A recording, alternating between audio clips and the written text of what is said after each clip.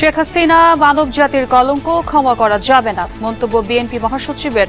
সরকারের প্রতিশ্রুত সময়ে নির্বাচনের আশা।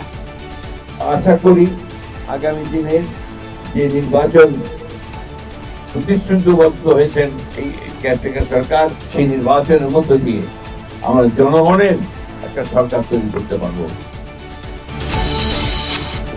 রাঙামাটির পথে এনসিপির পদযাত্রা, শহীদ ও আহতদের জন্য গণঅভ্যুত্থান সেল গঠন করছে দল।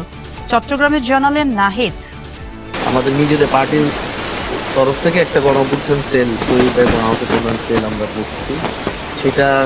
সেটার আন্ডারে আমরা আমাদের জায়গা থেকে অবশ্যই চেষ্টা করতেছি।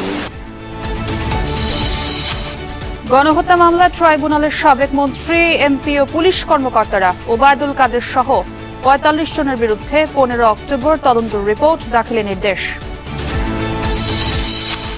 সোশ্যাল মিডিয়ার ঘটনার পাশাপাশি তথ্য বিকৃতিতে উদ্বিগ্ন রাজনৈতিক নেতারা, ভার্চুয়াল লড়াইয়ে সত্য যাচাইয়ের পরামর্শ বিশ্লেষকের।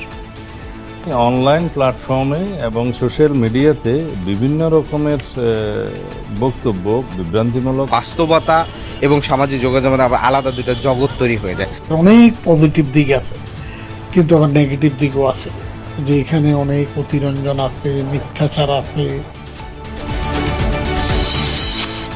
রাষ্ট্রীয় ব্যর্থতার কারণে জাতিসংঘের মানবাধিকার অফিস হলো দেশে, মন্তব্য বিশ্লেষকদের। গুম খুনের মতো জঘন্য অপরাধ কমার আশা।